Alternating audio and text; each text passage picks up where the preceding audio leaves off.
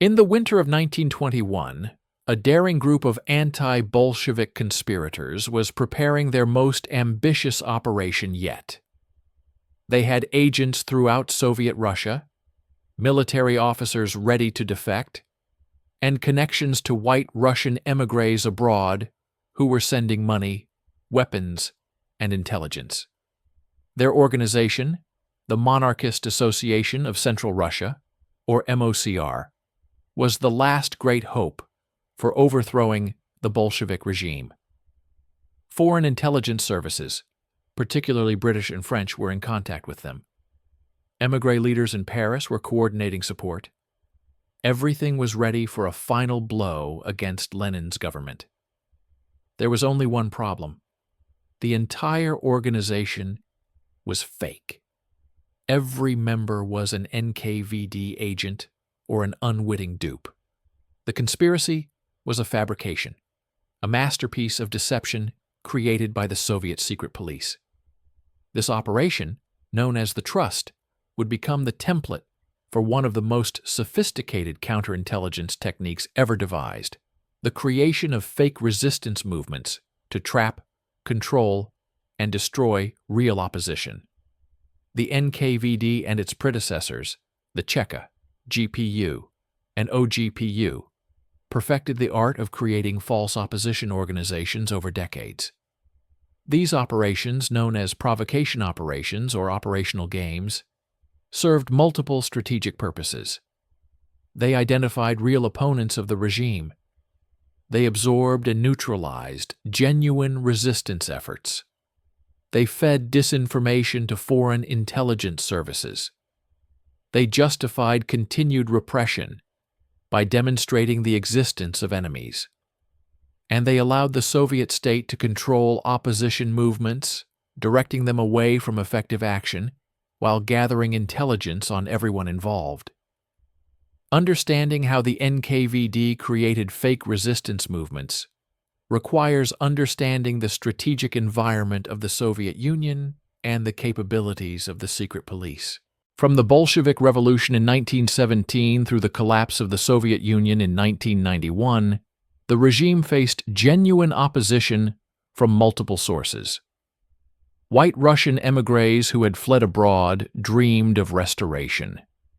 National minorities sought independence. Peasants resisted collectivization. Workers struck for better conditions. Intellectuals questioned the party line. Religious believers maintained their faith despite persecution. Each of these groups represented potential resistance that had to be monitored, infiltrated, and controlled. The Cheka, established in December 1917 as the Bolshevik secret police, quickly recognized that simply arresting opponents was insufficient. Opposition would continue to emerge. Better to create controlled opposition that could absorb and neutralize real resistance while providing intelligence on enemies both domestic and foreign. This insight would guide Soviet counterintelligence operations for 7 decades. The Trust operation, which ran from 1921 to 1926, was the first and perhaps most successful fake resistance movement the Soviet secret police created. Its architect was Artur Artazov, a brilliant OGPU officer who understood that the most effective deception contains elements of truth. The Trust was built around the Monarchist Association of Central Russia, supposedly an underground organization working to restore the monarchy and overthrow the Bolsheviks. The genius of the Trust was its credibility. The OGPU recruited former Tsarist officials and military officers, some genuine anti-Bolsheviks who had been arrested and turned.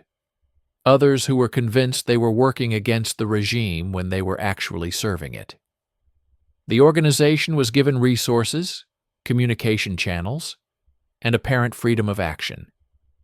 It made contact with white Russian emigres abroad, particularly the influential leader General Alexander Kutepov in Paris. Foreign intelligence services, desperate for information about the opaque Soviet state, and eager to support anti-Bolshevik forces, made contact with the Trust. British intelligence provided funding and equipment. The Trust provided intelligence reports on Soviet military strength, economic conditions, and political developments. Much of this information was actually true, carefully selected facts that built credibility while concealing larger strategic realities. The OGPU even allowed Trust members to travel abroad to meet with emigre leaders and foreign intelligence officers. These agents, believing they were serving the anti-Bolshevik cause, delivered messages, collected funds, and coordinated operations. In reality, they were providing the OGPU with detailed intelligence on emigre organizations, foreign intelligence operations, and anyone who might pose a genuine threat to Soviet power. The Trust successfully lured several important figures into Soviet territory, where they were arrested. Most famously, the British master spy Sidney Reilly, who had conducted operations in Russia during the Civil War, was convinced by the Trust to return to the Soviet Union in 1925 to meet with resistance leaders. He was immediately arrested and later executed. The Trust had eliminated one of the most capable and dangerous foreign agents operating against Soviet interests. The operation achieved all its objectives. It identified virtually every active anti-Bolshevik emigre. It penetrated British and French intelligence operations targeting the Soviet Union. It absorbed enormous amounts of emigre resources and energy that might have gone to genuine resistance. It discredited the emigre movement by demonstrating its penetration and manipulation. And when it was finally exposed in 1926, it created such distrust within emigre circles that genuine resistance became nearly impossible. The Trust established principles that would guide future operations. First, the fake organization must appear authentic, with real structure, real activities, and apparent risk. Second, it must deliver value to those it seeks to deceive, providing intelligence, access, or opportunities that build trust. Third, it must be patient, operating over years rather than months to build credibility. Fourth, it must be compartmentalized, with only a few OGPU officers knowing the full scope, while most participants genuinely believe in the organization's authenticity. Fifth, it must be flexible, adapting to circumstances and incorporating unexpected developments. Following the Trust's success, the OGPU and later NKVD created numerous similar operations. In the 1930s, they established fake Ukrainian nationalist organizations to trap genuine independence activists. They created false Trotskyist groups to identify opponents of Stalin. They built bogus military conspiracies to justify the purges of the officer corps. Each operation followed the template established by the Trust, though adapted to specific circumstances and targets. The Spanish Civil War provided a testing ground for these techniques on a massive scale. When the NKVD deployed to Spain in 1936, ostensibly to support the Republican government, they immediately began creating fake resistance organizations among groups Stalin distrusted. They established false anarchist cells that identified genuine anarchists for elimination. They created bogus POUM, the anti-Stalinist Communist Party, networks that trapped real POUM members. They built fictitious Trotskyist conspiracies that justified the arrest and murder of anyone who challenged NKVD control. The mechanics of creating a fake resistance movement were complex and required substantial resources. The first step was identifying the target audience. Who were you trying to trap? Emigres? National separatists?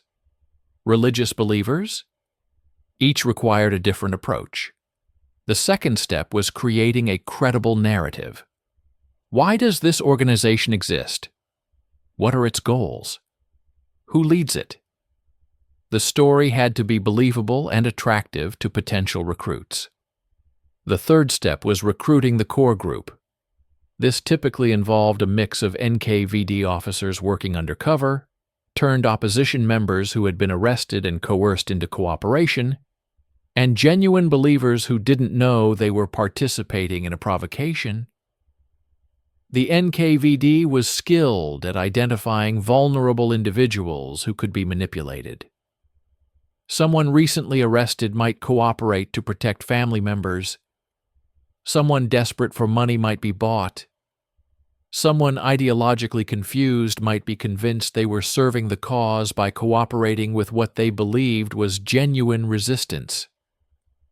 The fourth step was establishing infrastructure.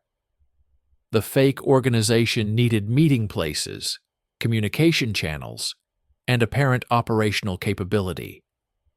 The NKVD provided these, using safe houses they controlled, communication systems they monitored, and resources that created the impression of a functioning underground movement.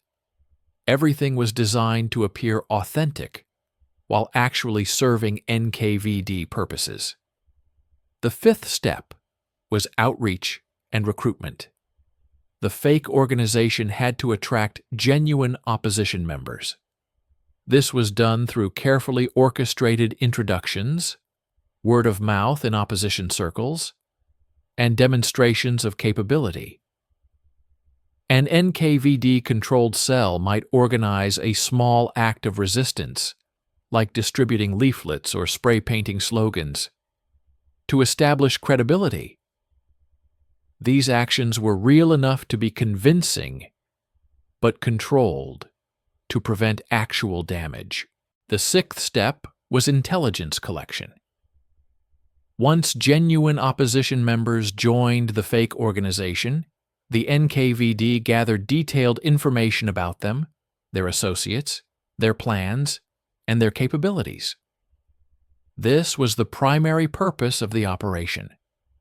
Members were encouraged to recruit others, expanding the net. They were asked to provide information about their activities, supposedly to coordinate resistance, but actually to map the opposition network. The seventh step was control and direction. The NKVD used the fake organization to direct opposition energy into harmless channels or toward targets the NKVD wanted eliminated. A fake nationalist organization might be directed to focus on propaganda rather than armed resistance, or it might be manipulated into conflicts with rival opposition groups. The goal was to prevent effective opposition while maintaining the appearance of resistance activity.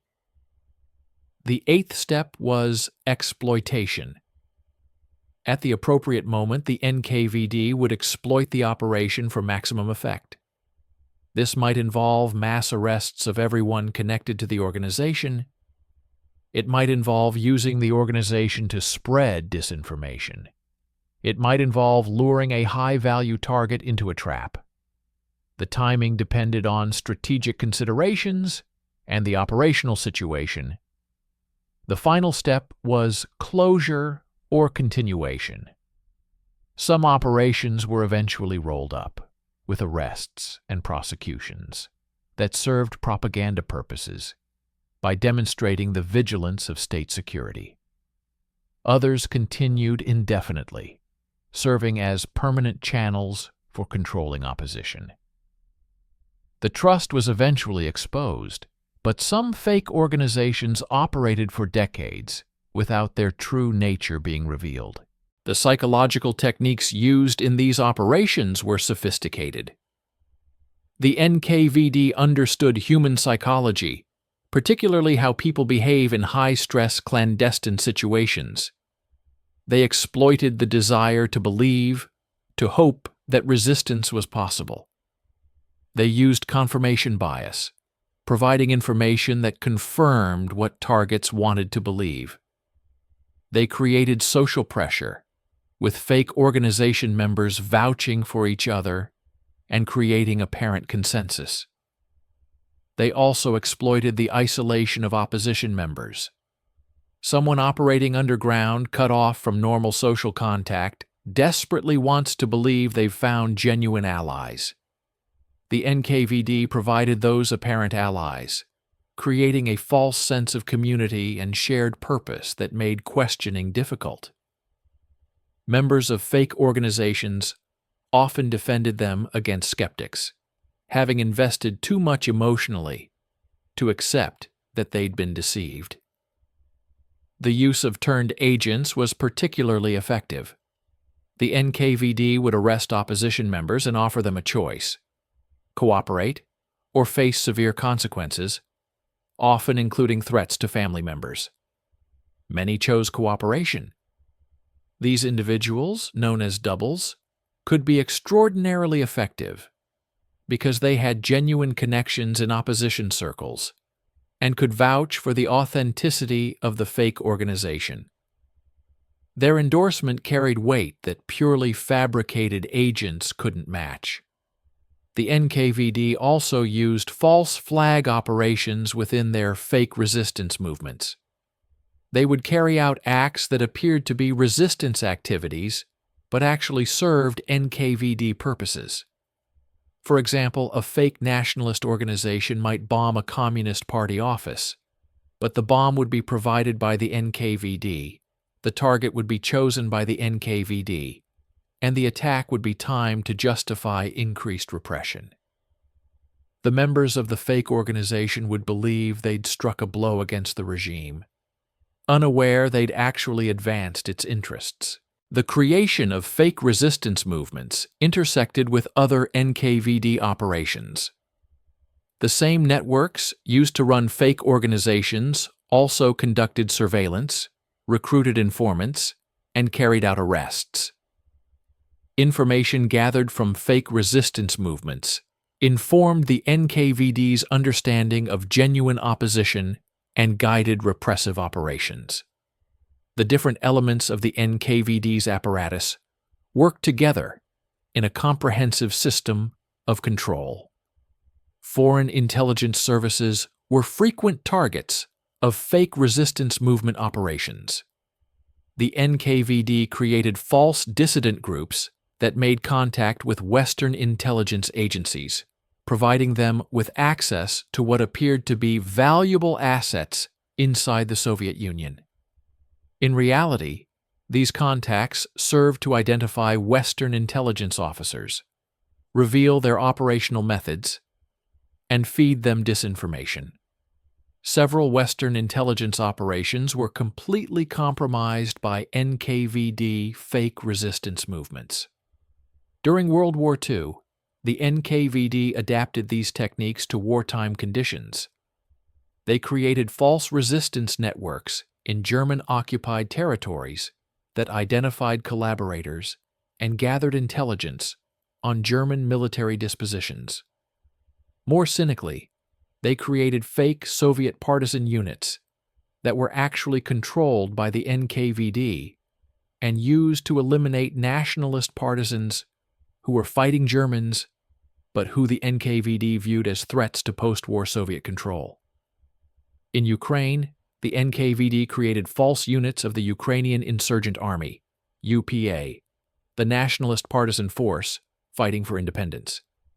These fake UPA units, staffed by NKVD agents and turned UPA members, attacked genuine UPA forces, spread disinformation, and lured UPA members into traps.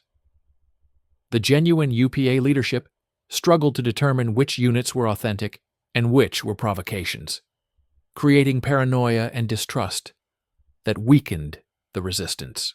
Similar operations were conducted in the Baltic states, where nationalist partisans known as the Forest Brothers fought Soviet control after World War II. The NKVD infiltrated these movements extensively, creating false resistance cells and turning captured partisans. The intelligence gathered allowed the NKVD to gradually crush the armed resistance through the 1940s and 1950s. Survivors of these resistance movements would later describe the difficulty of knowing who to trust, with the constant fear that any new recruit might be an NKVD agent. The post-war period saw continued use of fake resistance movements, now directed against both domestic opposition and foreign intelligence operations. During the Cold War, the KGB, successor to the NKVD, created false dissident networks that attracted Western intelligence attention. The Soviets carefully managed these false dissidents, allowing them to produce samizdat literature and make contact with Western journalists and diplomats, all while under KGB control. One of the most elaborate Cold War operations was the creation of a false dissident network in the 1960s and 1970s that appeared to be coordinating opposition across multiple Soviet cities.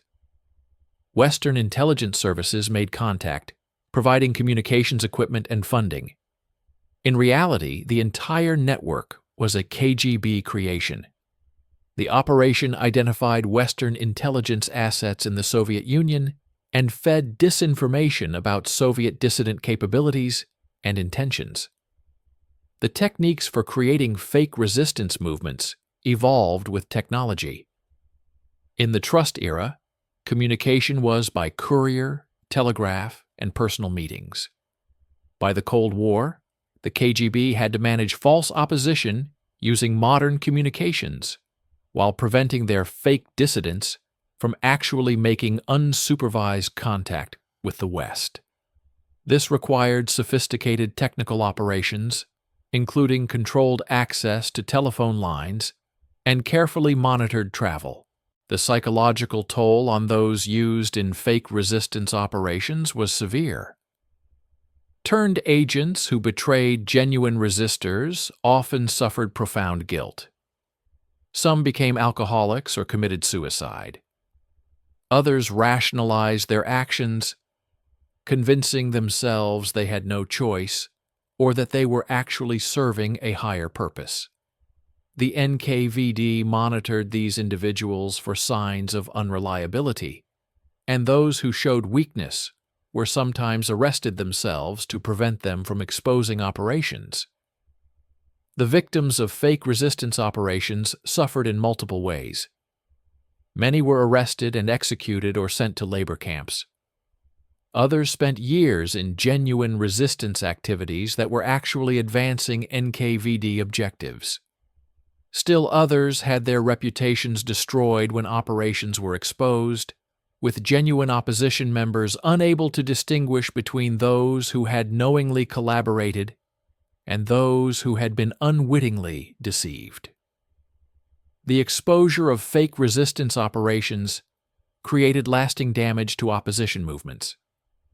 When the trust was revealed, it created such distrust within emigre circles that cooperation became nearly impossible. Everyone suspected everyone else of being an NKVD agent. Genuine resistance organizers were accused of being provocateurs.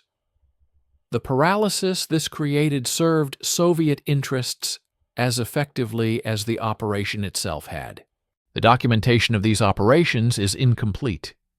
The NKVD and KGB kept detailed records, but many were destroyed or remain classified. What we know comes from a combination of sources. Soviet archives opened after 1991, testimony from defectors, memoirs of participants, and analysis by Western intelligence services. Each source has limitations, and the full scope of fake resistance operations will probably never be known.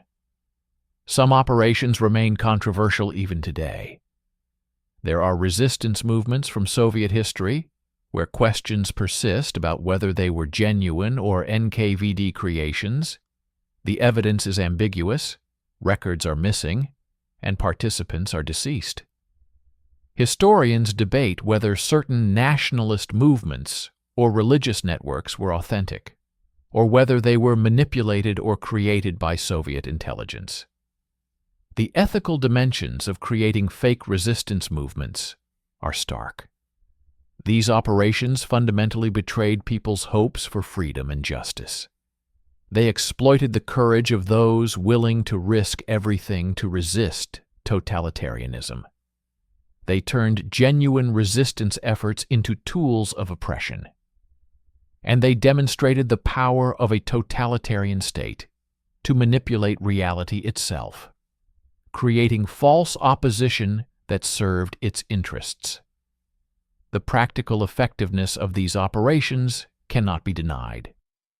They achieved their objectives of identifying opponents, preventing effective resistance, gathering intelligence, and serving the interests of the Soviet state. They were sophisticated applications of counterintelligence tradecraft, combining psychological manipulation, operational security, and strategic planning. From a purely technical perspective, they represented some of the most successful intelligence operations in history. The comparison to similar operations by other states reveals both commonalities and differences. Nazi Germany conducted provocation operations, creating false resistance networks in occupied territories. Western intelligence services created false opposition movements in communist countries. But the scale, systematization, and duration of Soviet fake resistance operations were arguably unique.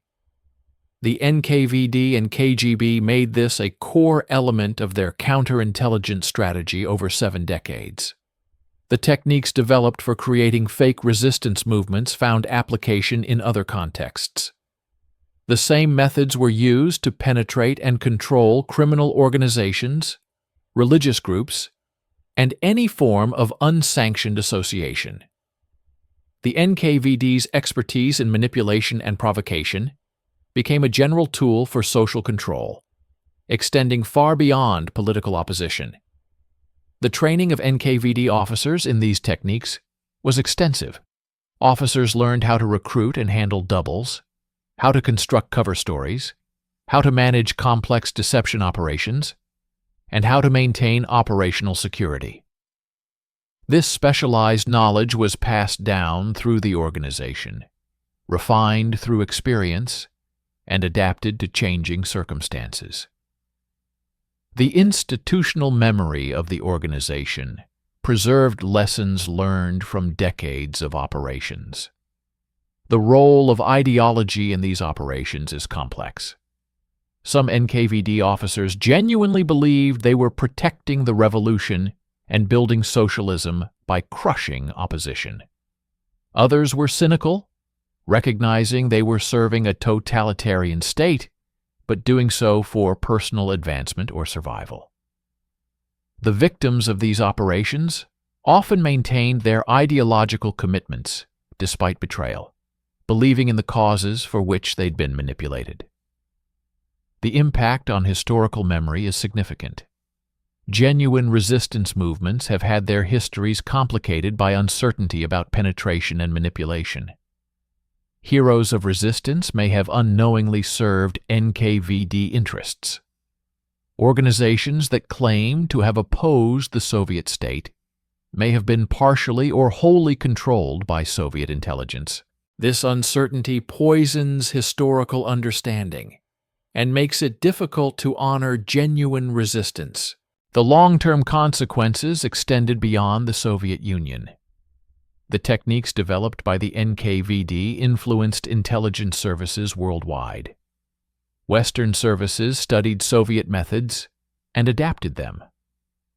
The general principle of creating fake opposition to control real opposition has been applied in various contexts.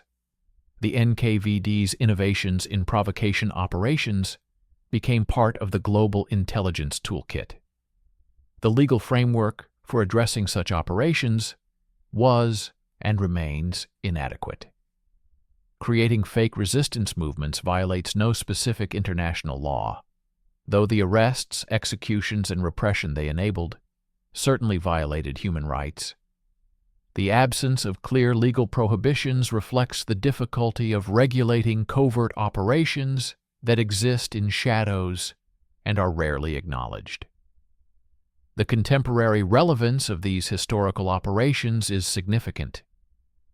In the Internet age, creating fake opposition is potentially easier and more effective. Online platforms allow the creation of false movements that can attract genuine dissidents. The techniques the NKVD developed with couriers and secret meetings can now be applied using encrypted messaging and social media. Modern authoritarian states have adapted NKVD methods to 21st century technology. There are documented cases of contemporary governments creating fake opposition movements or infiltrating genuine ones so thoroughly that they become controlled opposition. The specific operations remain classified, but the general phenomenon is recognized by intelligence analysts and human rights organizations. The NKVD's legacy lives on in these modern adaptations. The psychological insights the NKVD gained from decades of creating fake resistance movements remain relevant. Understanding how people behave in clandestine situations, how trust develops in underground networks, how deception can be maintained, and how genuine believers can be manipulated. These insights apply beyond intelligence operations to understanding social movements, organizational behavior, and human psychology generally. The study of these operations also illuminates the nature of totalitarianism itself, a system that not only suppresses opposition, but creates false opposition to trap and control those who resist, demonstrates a level of manipulation that goes beyond simple repression. It represents the totalitarian ambition to control not just behavior, but consciousness itself, to shape reality so thoroughly that genuine resistance becomes nearly impossible. The victim's perspective is often lost in discussions of tradecraft and operational success. For those who joined what they believed was a genuine resistance movement, only to discover they'd been manipulated, the psychological devastation was profound. They had risked everything, betrayed friends and family, and dedicated themselves to a cause that turned out to be a trap. Many never recovered from this betrayal. The families of those arrested through fake resistance operations suffered as well. They often didn't understand what had happened. Their loved one had disappeared, arrested for participation in anti-Soviet activities they might not have known about. The shame and social stigma of having a family member labeled an enemy of the people was severe, and they could never know whether their loved one had been a genuine resistor or an NKVD collaborator. The documentation and remembrance of these operations face challenges. Unlike the victims of mass repressions, who can be commemorated as martyrs, those caught in fake resistance operations occupy an ambiguous space. Some were genuine opponents who were trapped. Others were collaborators who enabled the trapping of others. Distinguishing between them is often impossible, and this ambiguity complicates efforts at historical justice and remembrance. The archives that have been opened reveal the bureaucratic nature of these operations. Proposals for fake resistance movements were submitted, reviewed, and approved through formal channels. Regular reports documented progress. Success was measured by numbers arrested and intelligence gathered. This bureaucratization of deception, like the bureaucratization of terror, reveals how totalitarian systems normalize activities that in other contexts would be recognized as profoundly evil. The international dimension of these operations created diplomatic complications. When Western intelligence services were deceived by fake resistance movements, it created embarrassment and recriminations. When genuine resistors were arrested after contact with what they believed was Western intelligence support, it created suspicion that Western services were penetrated or that they were deliberately sacrificing assets. The NKVD's fake resistance operations thus influenced international relations and intelligence cooperation. In conclusion, the NKVD's creation of fake resistance movements represents one of the most sophisticated and successful counterintelligence strategies in history. From the trust operation in the 1920s through Cold War deception operations in the 1980s, Soviet intelligence services created false opposition organizations that served multiple strategic purposes. They identified and neutralized genuine opposition. They penetrated foreign intelligence operations. They justified repression. And they demonstrated the power of a totalitarian state to manipulate reality itself. These operations required substantial resources, sophisticated tradecraft, and deep understanding of human psychology. They combined truth and lies, genuine activity and controlled opposition, real risks, and managed outcomes. They exploited people's hopes, fears, and courage. And they were devastatingly effective at achieving their objectives. The techniques developed by the NKVD influenced intelligence services worldwide and remain relevant today. The creation of fake opposition as a tool of authoritarian control has been adapted to modern technology and contemporary circumstances. Understanding these historical operations provides insight not just into Soviet history, but into the nature of totalitarianism, the dynamics of resistance and repression, and the potential for state power to manipulate and control. The human cost was enormous. Thousands were arrested, executed, or imprisoned because they joined what they believed were genuine resistance movements. Countless others had their energies and resources absorbed by fake organizations that served the interests of the regime they opposed. The psychological damage extended to entire emigre communities and opposition movements that were paralyzed by distrust after these operations were exposed. The legacy of the NKVD's fake resistance movements is a dark one, a demonstration of how totalitarian states can not only suppress opposition, but control it, direct it, and ultimately use it to strengthen their own power. It stands as a warning about the lengths to which authoritarian regimes will go to maintain control and the sophistication with which they can manipulate those who dare to resist.